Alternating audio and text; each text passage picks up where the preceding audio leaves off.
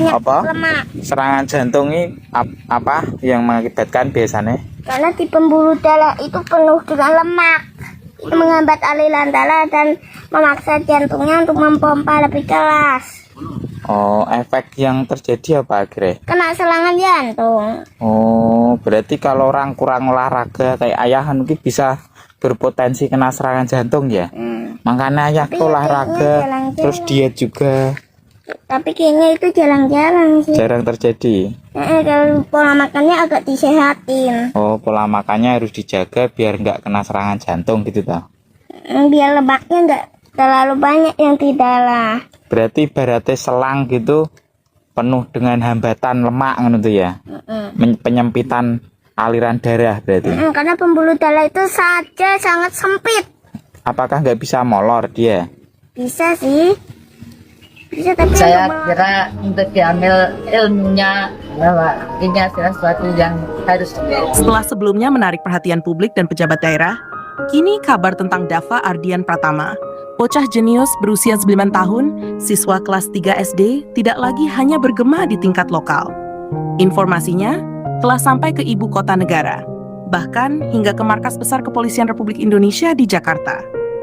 Sebuah titik yang bisa disebut sebagai awal dari perhatian yang lebih besar.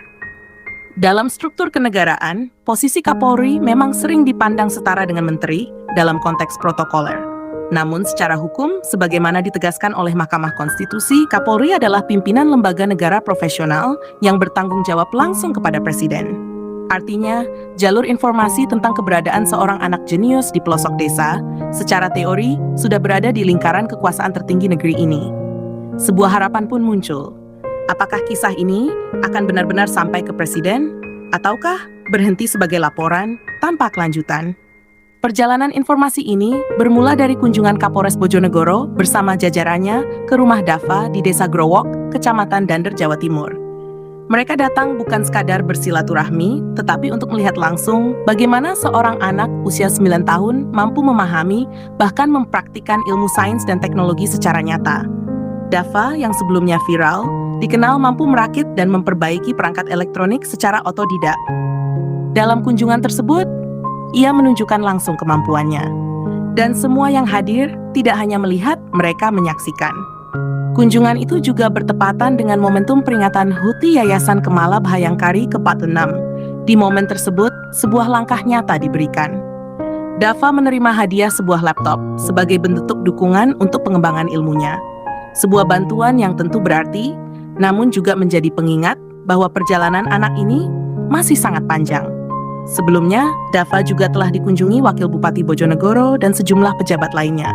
Perhatian mulai datang, dukungan mulai terlihat, namun pertanyaan besarnya masih menggantung di udara. Apakah ini akan berlanjut? Di titik inilah narasi ini berubah menjadi renungan. Bayangkan, seorang anak yang lahir di desa sederhana dengan keterbatasan fasilitas, namun memiliki pemahaman yang melampaui usianya. Ia belajar sendiri, tanpa mentor tetap, tanpa laboratorium. Hanya dari perangkat sederhana dan rasa ingin tahu yang tidak pernah padam.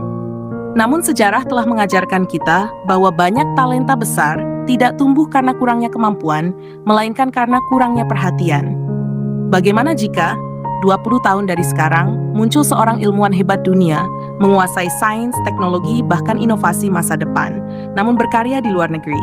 Dan ketika ditelusuri, namanya adalah Dava Ardian Pratama, anak desa dari Bojonegoro, yang pernah viral, namun perlahan dilupakan. Bukankah itu akan menjadi kisah yang sangat menyakitkan?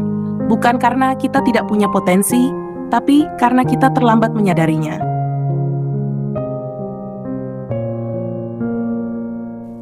Hari ini, kita masih punya waktu. Masih ada kesempatan untuk menghadirkan mentor, membuka akses pendidikan, dan memberikan ruang agar Dava dan anak-anak hebat lainnya bisa tumbuh di tanah airnya sendiri.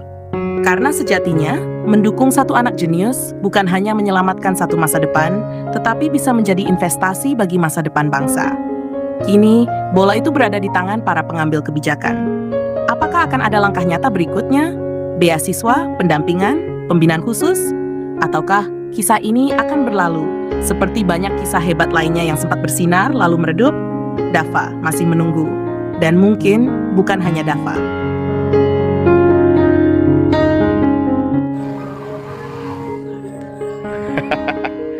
Piye?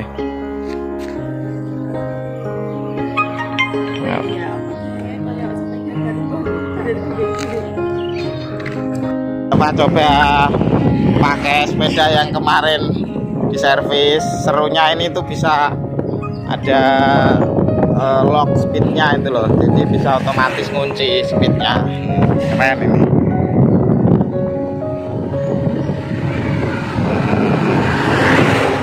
Buat antar jemput Madapa sekolah seru juga ya Madapa.